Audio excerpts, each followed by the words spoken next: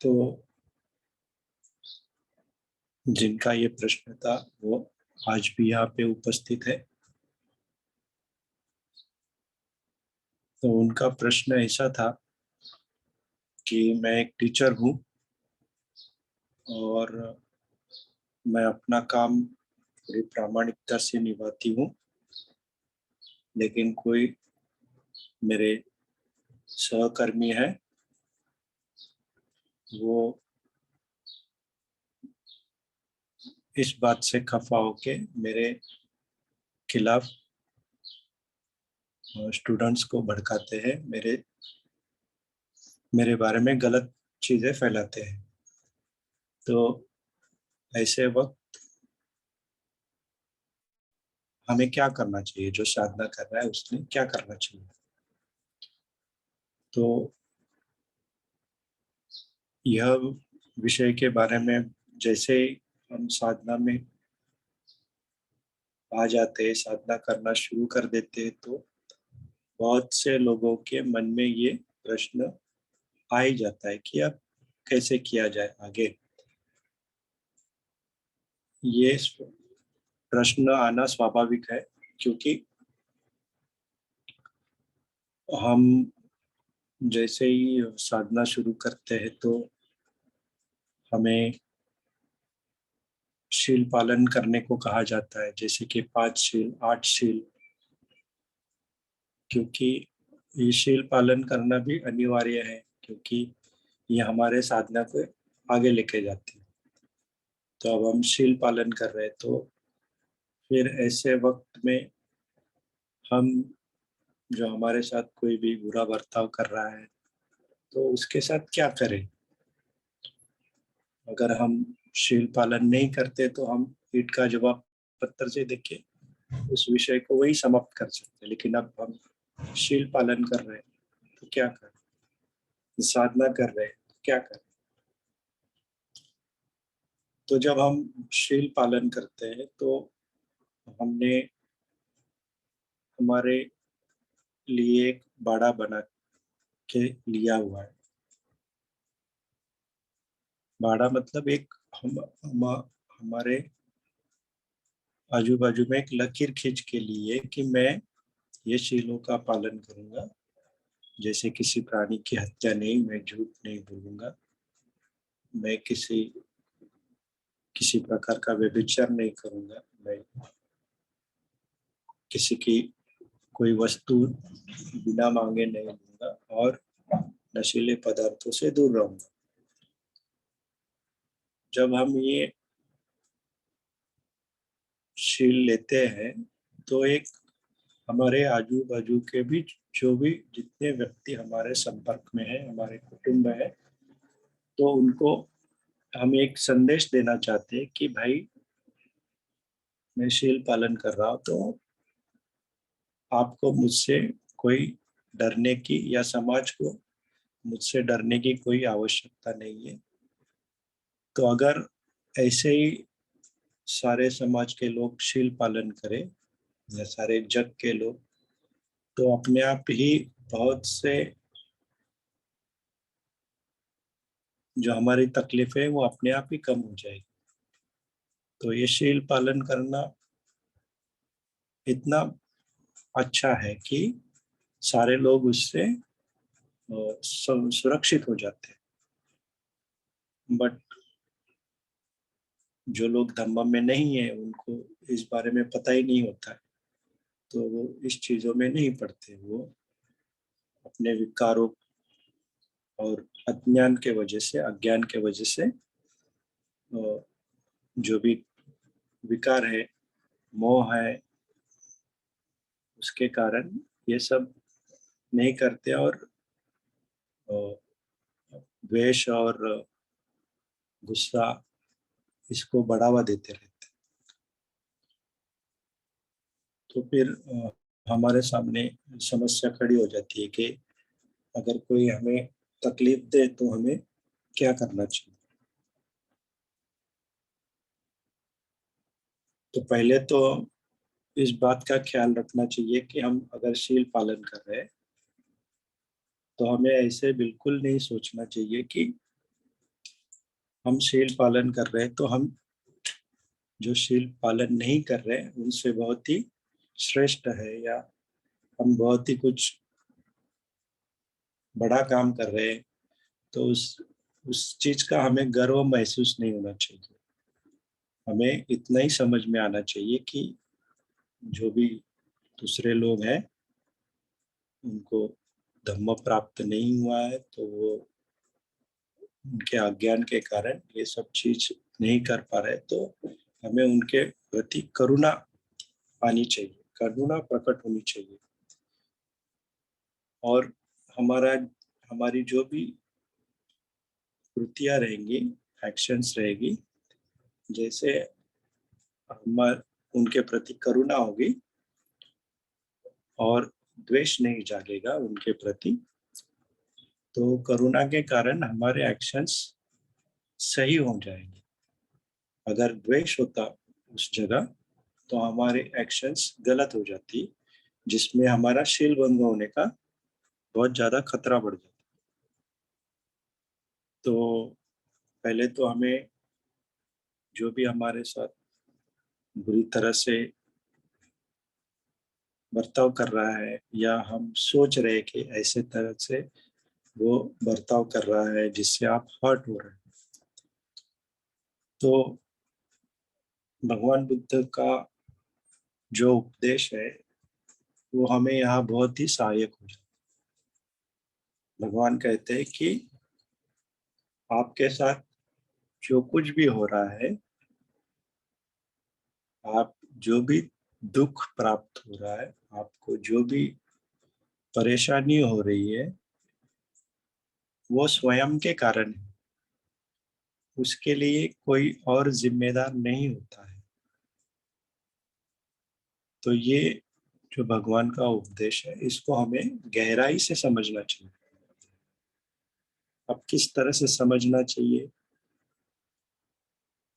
अगर इस विषय में कहा जाए कि हम सोच रहे हैं कि कोई आपके खिलाफ बात कर रहा है, आपके बारे में निंदा कर रहा है, आपकी चुगली कर रहा है, तो ये सारी चीजें तो शायद हमने कान से नहीं सुनी है, किसी और ने हमें बताया है, या फिर ये तो हमारे ही साथ सहकर्मी है, शायद इनकी कोई गलत फहमी हो गई है, या फिर इनको कोई और चीज कहनी होगी जो मेरी तरफ आके इसको अलग मोड़ दिया गया। ये हम जब हमारे मन में उनके प्रति करुणा होगी, तो ये हम हमारी सोच हो सकती है। तो हम क्यों अभी आहत है, हर्ट है? क्योंकि हमने ये परसेप्शन कर लिया, ये हमने जान लिया, मान लिया कि ये जो सहकर्मी है वो हमें आहट करना चाह रहे हैं, तो इसके लिए हम दुखी हो गए, सफर हो गए हम। तो अगर ये हम ये सोच ले कि मैं इनके साथ काम करता हूँ, काम करती हूँ, और मैं इनको बहुत दिनों से जान रही हूँ, तो ये ऐसा नहीं कर सकते। हम साथ में काम कर रहे हैं, हम साथ में लंच टाइम में टिफिन खा रहे हैं, हम किस बहुत सारे एक दूसरों के कार्यक्रमों में शामिल हो चुके हैं, हमारे घर के संबंध अच्छे हैं, तो शायद ये ऐसा नहीं करेंगे। कुछ तो गलत फहमी हो गई होगी जिससे ये मेरे खिलाफ कुछ गलत सलत बातें कह रही। अगर ऐसा हम सोच ले, तो हमारी बहुत सारी कठिनाई कठिनाई दूर हो जाती। तो जैसे ही हम हमारी तरफ से ये सोच लेते हैं, बातें ठीक हो जाती है। बट प्रैक्टिकल में ऐसा नहीं हो सकता है, कोई और भी कारण हो सकता है। तो इस चीज के बहुत सारे पहलू हो सकते हैं। तो पहला पहलू तो हमने देख लिया कि हम ही सोच रहे हैं कि ऐसा होगा, हम ही कथा बना रहे हैं, जैसे हमारा मन कथा बनाने शुरू कर देता है कि मुझसे वो जल रहे हैं, मुझे तकलीफ देने की कोशिश कर रहे हैं। तो अगर हम सोचे कि ऐसा कुछ नहीं है और जो उनकी कोई गलत फहमी है उसके बारे में ये सोच रहे हैं, तो हमारी तरफ से ये किस्सा यहीं पे खत्म हो जाता है। तो इसके लिए मुझे ब्राह्मण भारद्वाज की कथा है, वो पहले भी आपने सुनी होगी, लेकिन मैं नए साधकों के लिए या किसी ने सुनी नहीं होगी, उसके लिए फिर से दोहराता हूँ। हमारे धम्म टीचिंग में बहुत सी चीजें बार बार दोहराई जाती है। उद्देश्य यही होता है कि बार बार दोहराने से वो आपके मन में, आपके चित्त में पूरी तरह से वो बात समझ आती है, और जब उसका उपयोग करना हो तो उस वक्त आपको उसका आकलन हो जाता है। तो इसके लिए बार बार बातें कही जाती है। तो उसी विषय में ब्राह्मण भारद्वाज की ये छोटी सी कथा है। भगवान बुद्ध श्रावस्ती में रहते थे। आप सब जानते ही है कि सबसे ज्यादा समय उन्होंने वाराणसी में व्यतीत किया। तो वहीं पे एक ब्राह्मण जिसका नाम भारद्वाज हुआ करता था, वो रहता था। वो अपने दो बेटों के साथ रहता था। पूजा अर्चा करके वो अपना आजीविका करता था। जैसे उसके बेटे बड़े हो जाते, उनको भी वो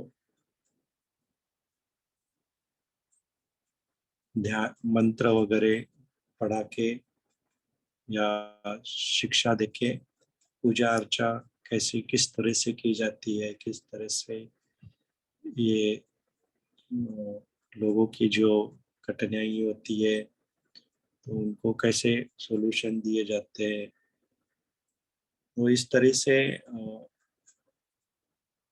उनको शिक्षा देता है। और वही जो उनका व्यवसाय होता है उसी में वो दोनों बेटे और वो खुद भी करने लगे। तो तभी ये पूजा पाठ वगैरह की प्रथा बहुत होती थी। तो इनको काफी जगह से आना बुलाया जाता था पूजा पाठ मंत्र के लिए। तो अच्छा खासा उससे दक्षिणा मिलती थी, जिस तरह से उनका घर अच्छी तरह से चल रहा।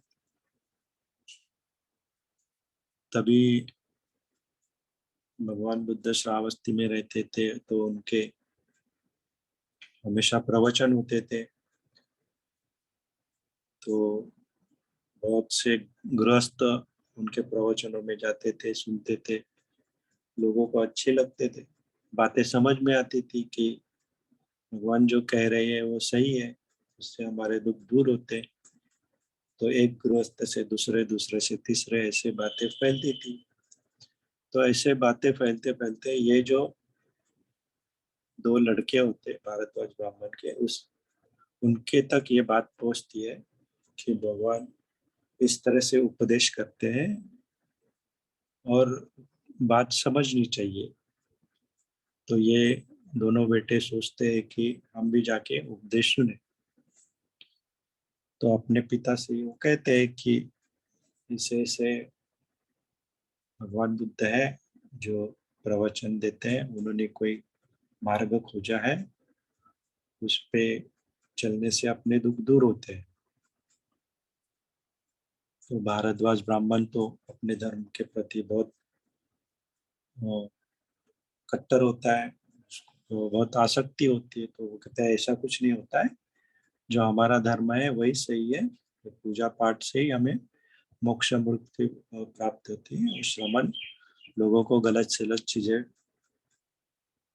पढ़ाता है, सिखाता है, और पूजा पाठ के खिलाफ है, तो उसकी बातें हमें नहीं सुननी चाहिए, ऐसे कह के उसको विरोध करता उन दोनों को। फिर भी ये लड़के अपने पिता की बात नहीं मान के प्रवचन में चले जाते। प्रवचन जाने के बाद प्रवचन सुनते, बात उनके समझ में आती है तो बात सही है, जो हमारे दुख का कारण है वो हम ही है, या हमने जो अपनी दुनिया बनाई है उसी के कारण दुख है, तो उनको वो पसंद आता है तो वो हमेशा जाने लगते हैं। तो साथ में बहुत दिनों के बाद उनकी पत्नियां भी उनके साथ जाना शुरू कर देती। इस तरह से वो भगवान बुद्ध के पूरी तरह से उपासक बन जाते। जैसे वो उपासक बन जाते तो फिर वो पूजा पाठ मंत्र करना छोड़ देते हैं।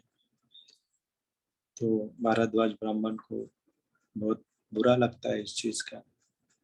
फिर वो समझाने की कोशिश करता है, फिर वो समझ में नहीं आती। वो भगवान बुद्ध के प्रवचनों में जाते रहते। फिर थोड़े दिनों के बाद वो दोनों बेटों तथा उनकी पत्नियां उनके मन में प्रवज्ञा लेने की इच्छा जागृत हो जाती है कि अगर हम ये धम्म सुन रहे हैं तो अगर हम इस धम्म के चले, अगर हम जीवर ले ले तो और ज्यादा अच्छा हो जाए, ऐसा उनके मन में आ जाता है और वो भगवान बुद्ध के धम्म में प्रवज्जित हो जाते हैं।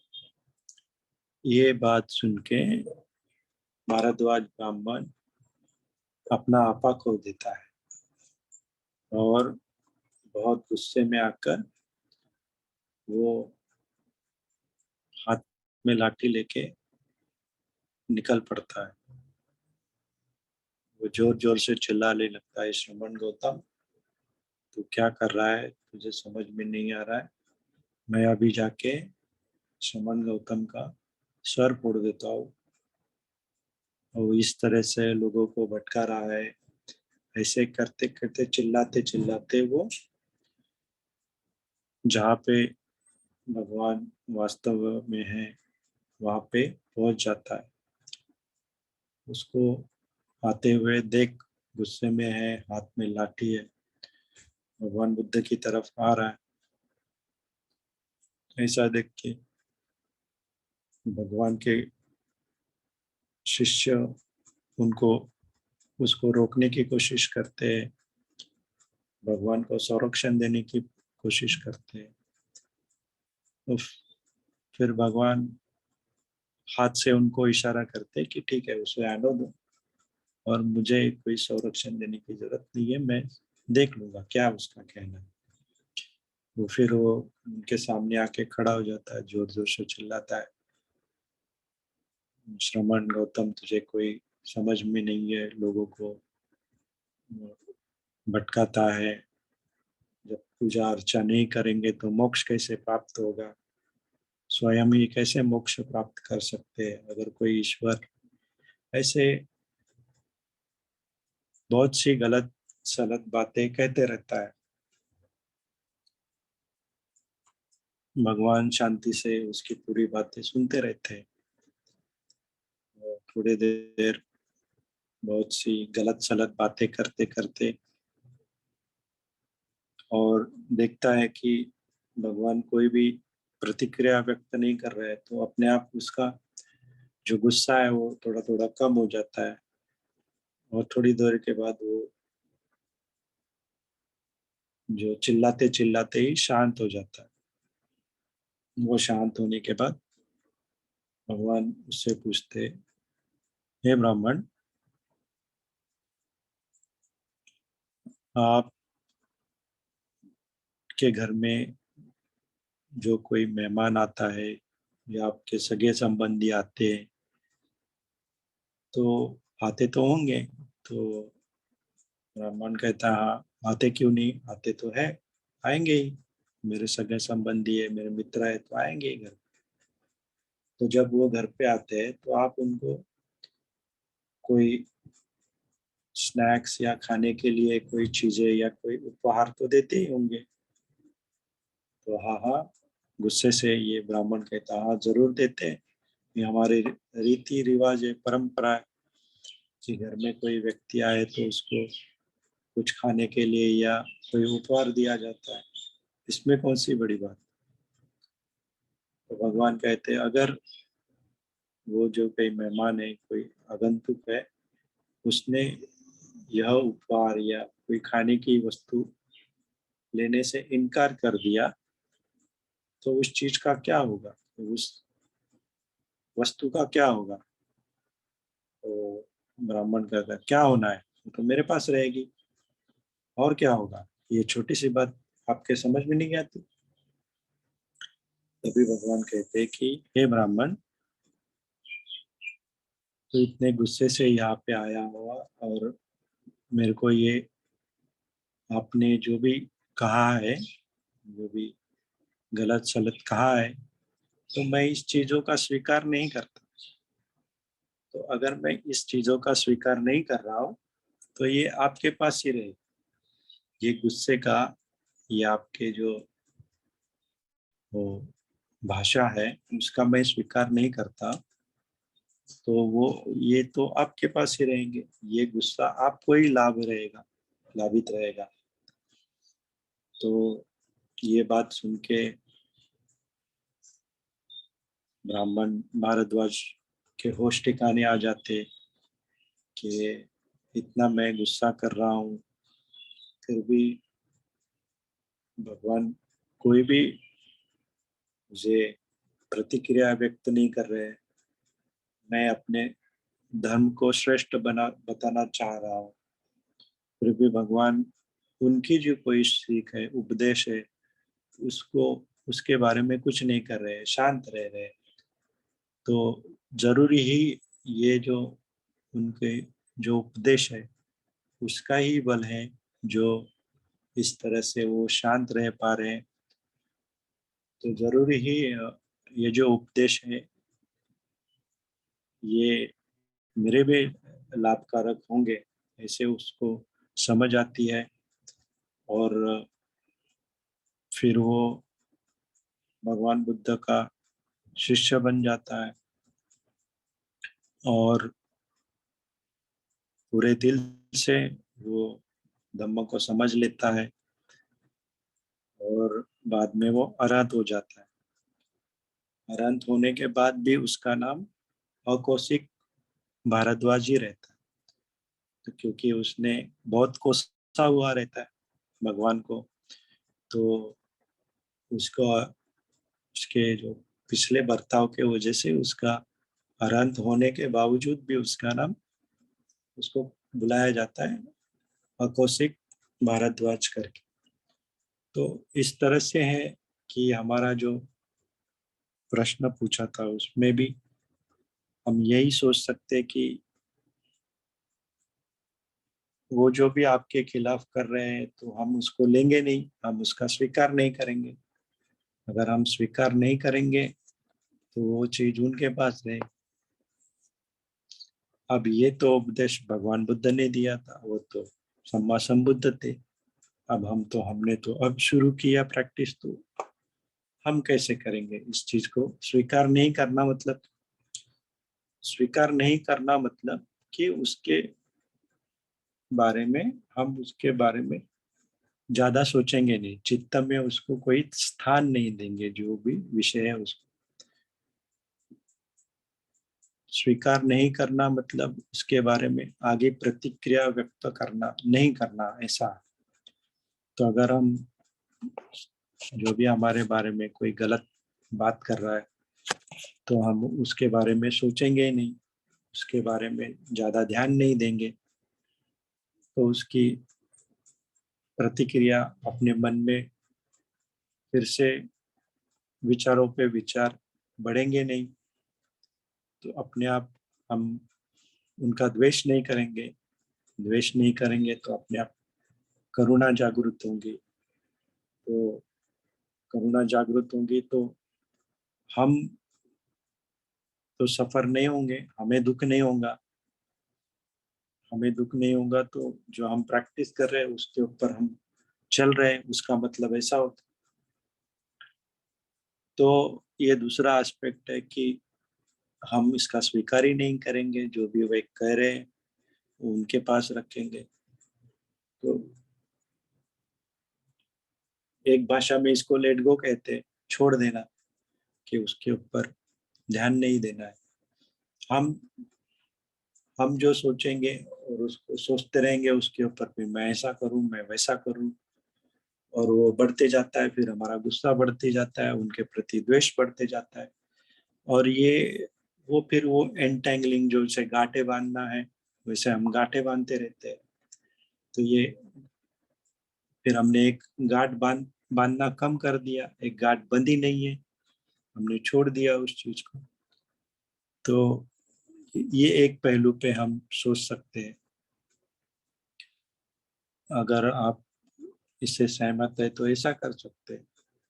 और भी पहलू है इसके बारे में, जैसे कि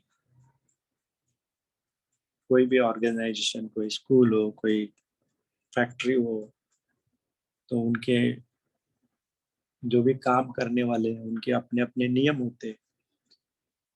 अगर कोई नियमों के खिलाफ जाती यूनियन होती है, तो अपने अपने आप को प्रोटेक्ट करने के लिए सब एक सीमित दायरे में काम करने की कोशिश करते हैं, जिससे किसी का किसी के ऊपर एक्सप्लॉइट ना हो कोई। तो वो वैसे ही सोच बन जाती है लोगों की फिर वो। तो अगर आप कह रहे हैं कि मैं प्रामाणिकता से काम करते, तो हो सकता है कि आपका प्रामाणिक होके काम करना, जो आपका सीमित दायरा है उसके बाहर जाके आप काम कर रहे हो, जो आपके कलीग्स लोगों को पसंद नहीं आ रहा हो, और वो पसंद नहीं आने के कारण आपको वो रोकने की कोशिश कर रहे हो। तो वो रोकने की कोशिश में आपकी तरफ आपकी निंदा करके, आपको डिमोरलाइज करके, आपको इस चीज से दूर करने की कोशिश कर रहे हो।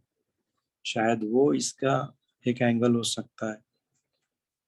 लेकिन अगर हम जानते हैं कि हम प्रामाणिकता से काम कर रहे हैं, और हम जो काम कर रहे हैं वो सही है, उससे स्टूडेंट का भला है, उससे स्कूल का भला है, उससे समाज का भला है, तो फिर हमें इस बात पे बिल्कुल ध्यान नहीं देना चाहिए कि कोई लोग जो एक सीमित दायरे में काम करते हैं और उससे वो आहत है।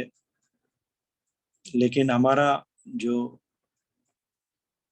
चित्त की जो मंशा है कि किसी का अच्छा करना है, विद्यार्थियों को अच्छी शिक्षा देनी है, थोड़ा सा आगे जाके हमें काम करना है, थोड़ा सा और एक्स्ट्रा काम करना है, कि जिससे एक अच्छी पीढ़ी हम तैयार कर सकते हैं। अगर आपकी ऐसी मंशा है तो हमें उसके बारे में, फिर कोई आपकी निंदा कर रहा है या आपके बारे में गलत बात कर रहा है, तो उसके बारे में भी सोचने की जरूरत।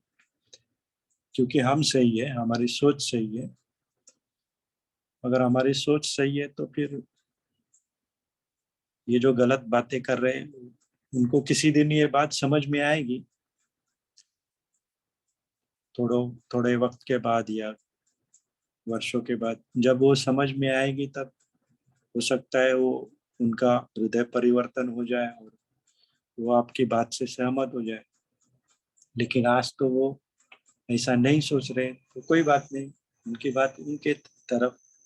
लेकिन मेरी मेरे हृदय से मुझे ये सही लगता है जो मैं कर रहा हूँ।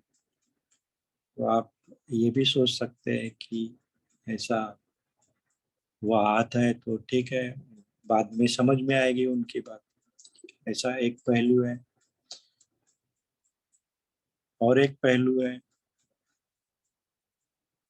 कि जैसे आप प्रामाणिकता से काम कर रहे हैं, आप अच्छा काम कर रहे हैं, स्टूडेंट्स आपको लाइक कर रहे हैं, ये सब चीज देख के आपके वरिष्ठ होते हैं, जैसे प्रिंसिपल होगा स्कूल में, तो उनको अच्छा लगता है कि कोई शिक्षक पूरी मेहनत से लगन से काम कर रहा है,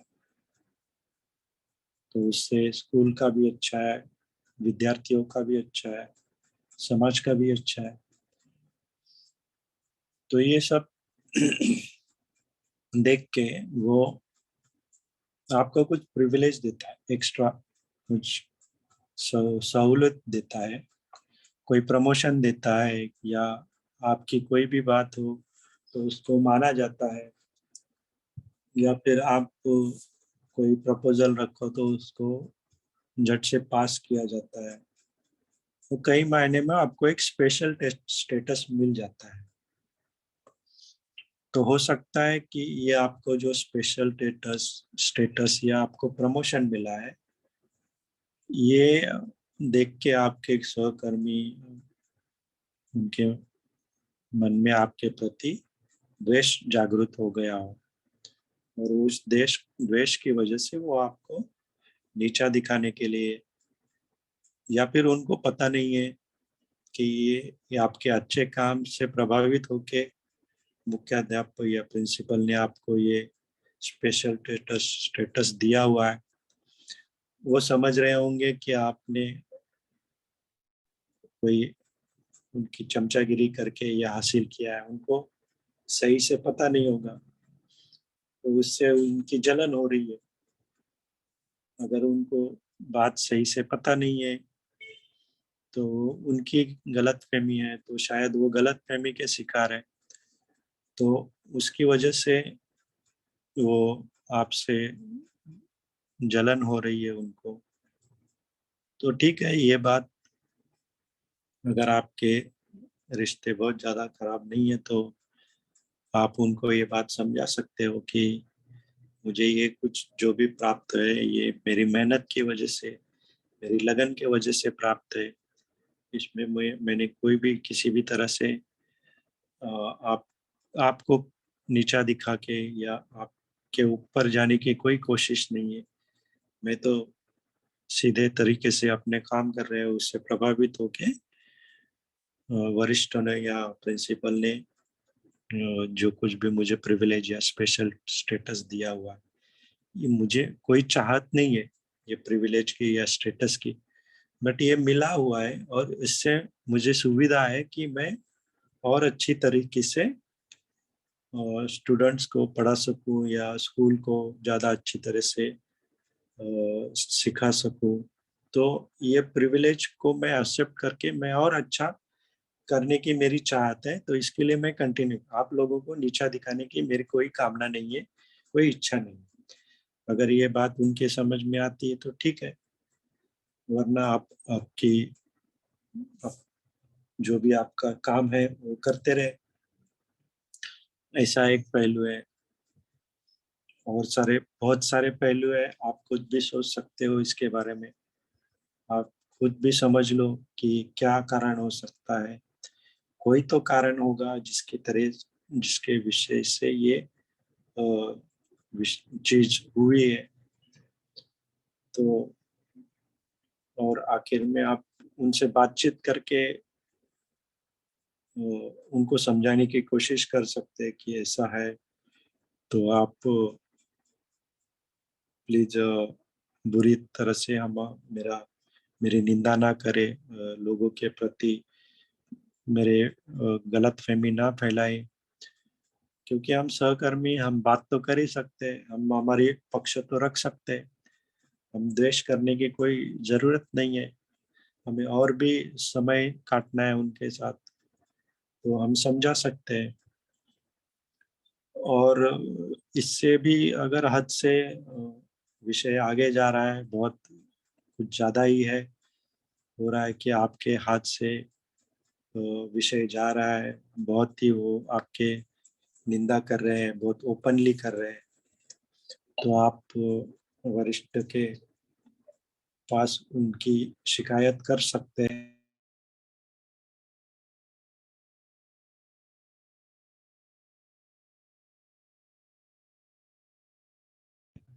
लेकिन ये शिकायत आप उनको उनसे बात करने के बाद उनको समझाने के 2-3 बार समझाइए।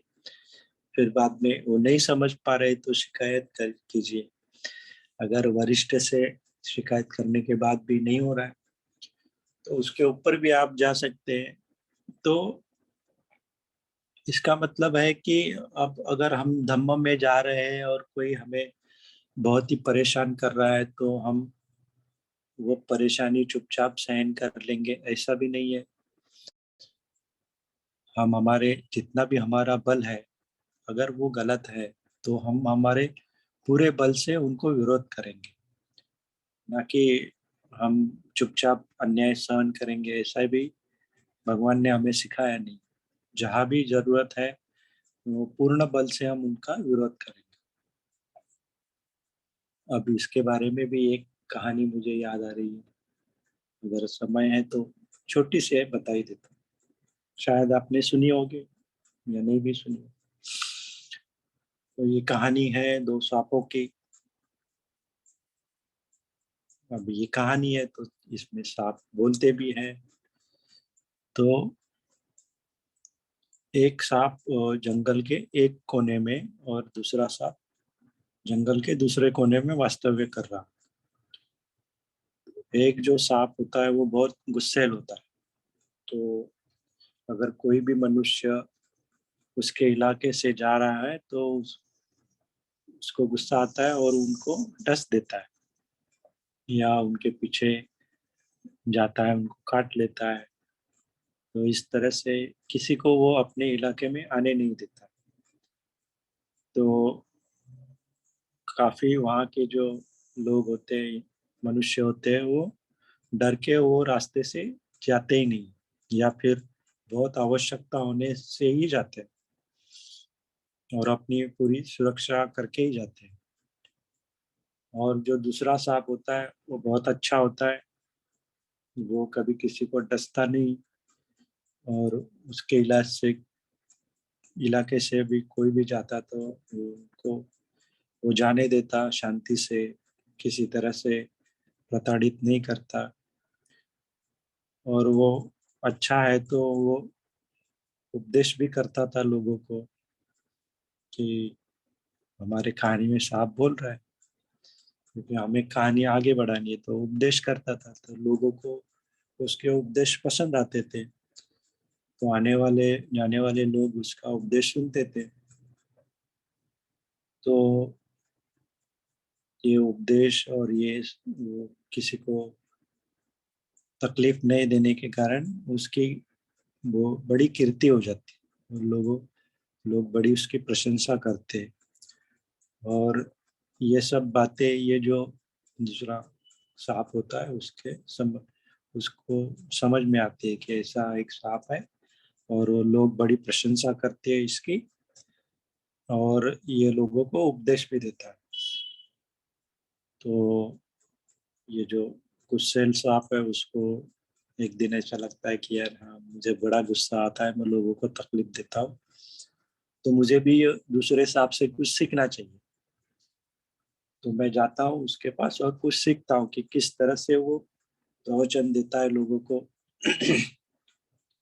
सिखाता है, कोई तकलीफ नहीं देता है, और लोग उसकी प्रशंसा करते हैं। तो ये सांप जाता है उस जो प्रवचन देता है उस सांप के पास, तो उसको पूछता है, भाई ये तो बता, सब लोग तेरी प्रशंसा करते हैं, तू उनको प्रवचन देता है, उपदेश देता है, ये तू कैसे कर लेता है? तो प्रवचन देने वाला साहब बोलता है, क्या है उसमें, मैं कोई गुस्सा करता है नहीं, आने वाले जाने वाले लोगों को मैं शांति से आने जाने देता हूँ, उनको कोई तकलीफ नहीं देता हूँ। और ऐसे ही रहना चाहिए, हम आपस में मिलजुल के रहना चाहिए। क्यों किसी को वक्त में तकलीफ देना है, क्यों गुस्सा करना है? गुस्सा करने से हमें तकलीफ होता है। तो हमको ऐसा नहीं करना चाहिए, हम शांति से रहना चाहिए। तो तू भी शांति से रहे, तुझे भी कोई तकलीफ नहीं देगा, तो तू भी किसी को तकलीफ मत दे। तो ठीक है, कहता हूँ बात समझ में आ गई है, मैं जाता हूँ अपने इलाके में और शांति से रहता हूँ। तो बात समझ के वो अपने इलाके में आ जाता है। तो फिर कई दिन ऐसे ही चलता रहता है। तो लोगों को समझ में आता है कि ये जो गुस्सैल सांप है वो अब किसी को डसता नहीं है, तकलीफ देता नहीं है। तो उसके इलाके में से आवाजाही शुरू हो जाती है, तो लोग आना जाना शुरू कर देते हैं। तो ऐसे ही लोग जब आते जाते तो ये सांप किसी को कुछ करता नहीं है, शांति से लोगों को आने जाने देता है। तो फिर और आवाजाही बढ़ती है। तो जब आवाजाही बढ़ती है तो पहले कभी किसी को डसा है ऐसे व्यक्ति भी वहां से आने जाने शुरू हो जाते हैं। तो उस सांप को देख के जो जिसने उसको डसा हुआ है, तो वो देख के जो मनुष्य है जिसको उसने काटा है, वो उनके मन में द्वेष उत्पन्न होता है और वो एक पत्थर उठा के मारता है। तो सांप कुछ नहीं कहता है, ठीक है, मुझे कहा गया है कि शांति से रहना है, पत्थर मार लिया तो कोई बात नहीं, मैं कोई उसको प्रतिकार नहीं करूंगा। तो एक मनुष्य पत्थर मारता है तो कुछ नहीं कहता है, तो और लोगों की हिम्मत बढ़ जाती है, तो और भी लोग उसको पत्थर मारना शुरू कर देते हैं। तो आते जाते लोग जिसको भी उसने तकलीफ दिया तो उसको वो पत्थर खा खा के वो सांप लहूलुहान हो जाता है। अब उसको कहा गया है कि शांति से रहना है, कुछ कर भी नहीं सकता है, न काट सकता है, तो वैसे ही लहूलुहान हो जाता है। अभी उसके मन में विचार आता है, अब ये मैं क्या करूं कि ठीक है, मैं जिसने मुझे उपदेश किया है कि शांति से रहना है तो मैं उसी के पास जाता हूँ, उसको पूछता हूँ मैं क्या करूं। तो वो लहूलुहान अवस्था में वो जो उपदेश देता है सांप, उसके पास चला जाता है, उसको पूछता है, भाई देख, तूने तो मुझे कहा था कि किसी को तकलीफ नहीं देना है, हिंसा नहीं करनी है, तो मैं हिंसा नहीं कर रहा हूँ, लेकिन लोग मुझे पत्थर मार रहे हैं, मुझे लहूलुहान कर दिया। तो जो उपदेश देने वाला सांप कहता है, अरे भाई, मैंने तुझे कहा था कि तू किसी को काट मत, मैंने तुझे ऐसा थोड़ी कहा था कि तू फुस भी मत कर, लोगों के डरा भी मत।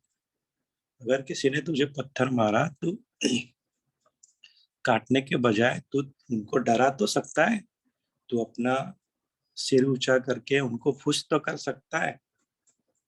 तो काटने की आवश्यकता क्या है, तू उनको डरा के भी कर सकता है। तो ऐसे ही हमारे विषय में ये कहने की बात है कि आप बिना द्वेष पाले हुए उनको अगर डरा सकते हो, फुस फुस करके भी वो डर रहे हैं, तो अपना काम हो रहा है। तो इसके लिए ये छोटी सी स्टोरी मैंने बताई है। तो हम गृह गृहस्थी वाले लोग हैं, ये सारी चीजें हमारे आजू बाजू होती रहती है, तो हमें बात को समझनी चाहिए। बिना द्वेष किए अगर फुस करके हम लोगों को दूर रख सकते हैं और हमारी परेशानी कम कर सकते हैं, तो ऐसा भी हम प्रैक्टिस कर सकते हैं। आपका जो प्रश्न है, शायद मैंने उसका उत्तर दे चुका हूँ।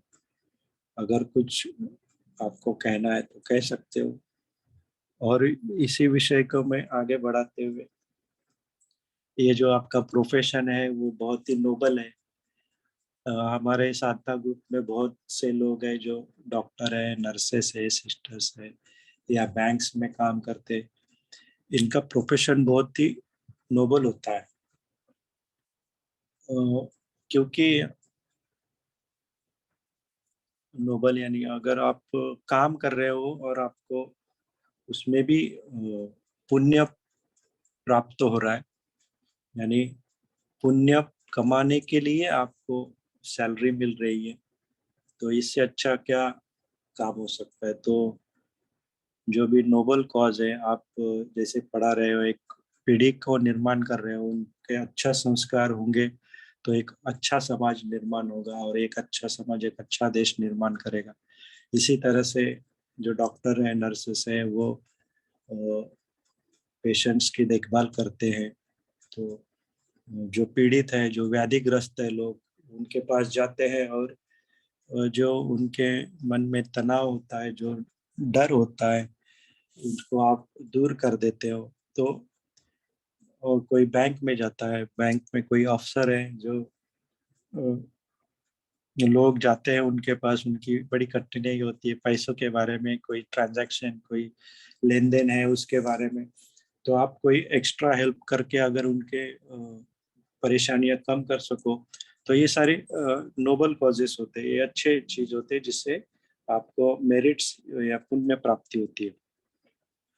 और सारी जो फैक्ट्रीज होते हैं जिसमें कोई पब्लिक्स का इंटरेक्शन नहीं होता है, जहाँ पे ऑफिसेस होते हैं जो अपने आप, तो उस जगह भी अगर आप आपके ऑफिस के अंदर एक अच्छा माहौल बना सके, कोई आपस में झगड़ा है तो उसको दूर करने की कोशिश करे, लोगों को एक दूसरे के साथ अच्छी तरह से रहने के लिए आप प्रोत्साहित करें, आप उसका अगुवाई करें कि लोगों के कि झगड़ा न करें, शांति से रहें।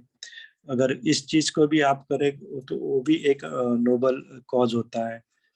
तो हम जो भी प्रोफेशन है जिसमें हम या लोगों को मदद करें या लोगों को आपस में टकराने से या झगड़ा करने से दूर रखें, तो ये सारी चीजें अच्छी होती है। फिर भी हमारी बात कोई मानता नहीं है, कोई नहीं समझ पाता है, तो ठीक है, वो उसकी मर्जी है, उसका सोच है, उसकी अ, जो उसने कंडीशनिंग की है उसकी वो सोच है, हम उसके बारे में कुछ नहीं करें।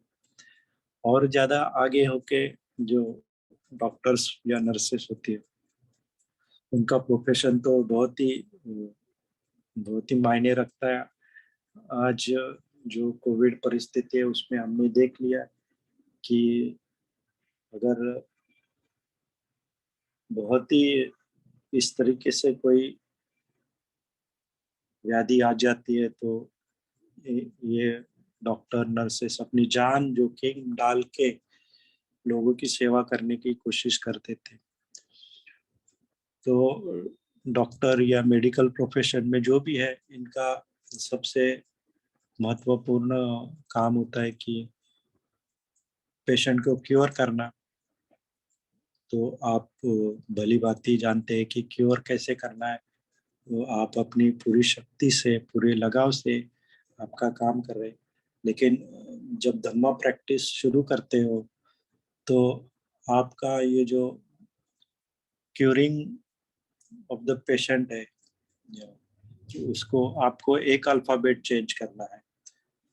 आपको यू के जगह ए डालना है, केयरिंग ऑफ द पेशेंट्स करना है। जैसे ही आप केयरिंग ऑफ द पेशेंट्स करोगे तो बहुत से आयाम आ जाते हैं उस चीज में।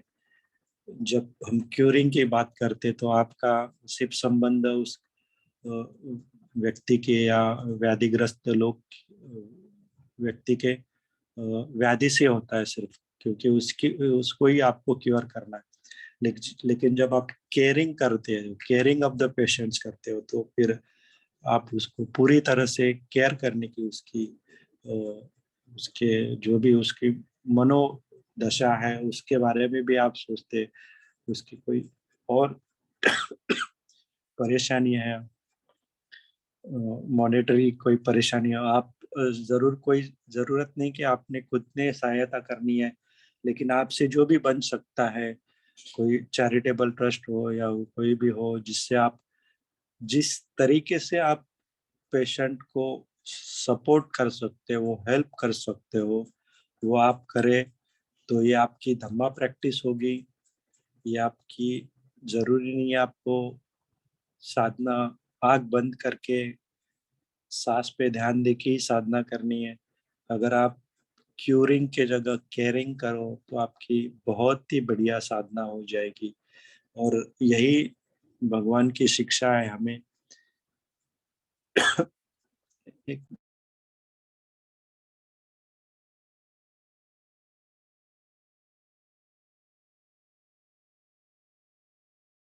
कि किस तरह से हम धम्म अपने जीवन में उतारे, और जैसे हम धम्म जीवन में उतारेंगे, हमारे आजू बाजू के भी लोगों को उस चीज का महसूस होना चाहिए कि ये आदमी धम्म का पालन कर रहा है। तो आपके जो भी एक्ट्स है, आपकी जो भी कृतियां है, उसके उसके बाद ही उनको समझ में आएगा कि ये धम्म ये सिखाता है इनको। और अगर ये धम्म प्रैक्टिस की वजह से यह व्यक्ति में इतना फर्क हुआ है, तो शायद मैं भी ये प्रैक्टिस करूं और इस चीज का लाभ मैं भी ले सकूं। तो एक तरह से हम लोग दूत है आज, ये भगवान बुद्ध के जो उपदेश है उसके दूत बने हुए हैं। और ये दूत हम जो जो भी एक्शंस होगी ये रिप्रेजेंट करेगी कि हमने क्या सीखा है। तो हमारी कोशिश होनी चाहिए कि हमने जो भी सीखा है उसको हमारी रोजमर्रा के जीवन में, हमारे जो भी कृतियां है उसमें आए। हम किसी का द्वेष न करें, हम लोगों के प्रति करुणा मैत्री हमेशा हमारे मन में रहनी चाहिए। और जिससे सबका भला हो, सबका अच्छा हो, सब शांतिपूर्ण रहे, कि कोई किसी का द्वेष न करे। और इस तरह से हम एक समाज निर्माण करें कि जिसमें लोगों के दुख ऐसे ही छोटे छोटे एक्शंस से उनका दुख दूर हो जाए। कोई 10-10 12-12 घंटे साधना करके ही दुख दूर अ, होते भी है, लेकिन वो हम गृह गृहस्थी वाले सारा छोड़ छाड़ के तो जा ही नहीं सकते। जो हमारी जिम्मेदारी है वो भी हमें पूरी करनी है। वो जिम्मेदारी पूरी करते करते जो भी हमसे बन पाएंगे, जो भी हम धम्मा प्रैक्टिस कर पाएंगे, तो वो हम एक दूत बन के, हम भगवान बुद्ध के अनुयायी बन के हम लोगों के सामने रखे, जिससे वो भी आकर्षित हो और वो भी इस मार्ग पे चलने की कोशिश करे। तो आज की जो ये विषय था मैंने आपके सामने रखा है। आपको इससे लाभ मिले ये मैं आशा करता हूँ। और ये आज का विषय यहीं पे समाप्त होता है। इसके बारे में अगर किसी के कोई प्रश्न हो तो पूछ सकते हैं। मैं रिकॉर्डिंग